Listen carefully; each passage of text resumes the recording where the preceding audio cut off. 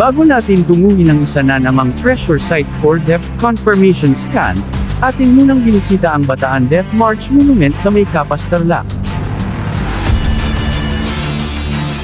May tayog na 239 feet o 73 meters ang taas.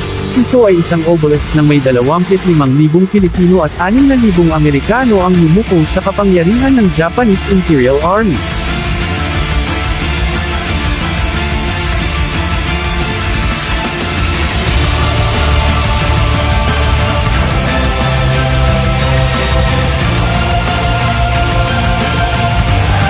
Sa di kalayuan ng Barangay Cristo Rey, ating sinamahan ng isang masugid na taga-subaybay, upang alamin ang lalim ng kanilang nilulutan ng buhay.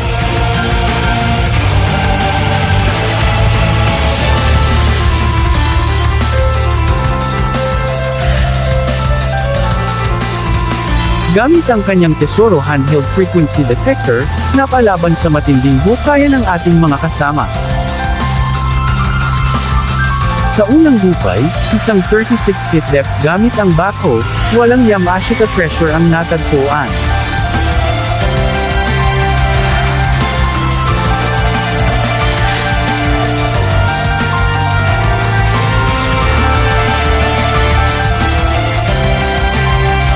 Pangalawang hukay, may lalim na 18 feet naman, puro semento lamang.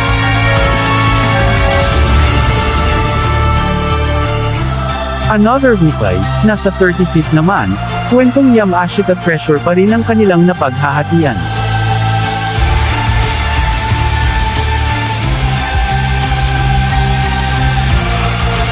Hanggang kailan ka ba nakatayo, Hunter? Ang laban mo ay parang death march. Luyupo ka dito sa mga ginagawang pagbaon ng mga Japanese Army, dahil di mo alam kung ang laban na ito ay iyong mapapanalunan.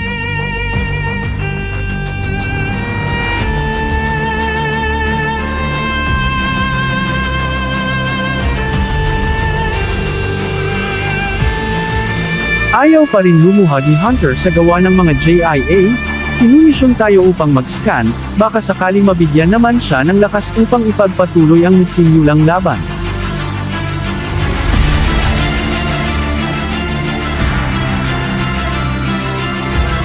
Lalo kang mapapalaban, Hunter, narito ang iyong pagpipilian, isang object nasa level ng 150 feet.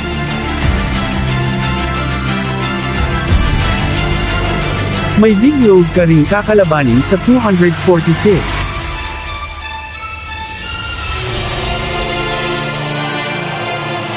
Another main load sa 300 feet.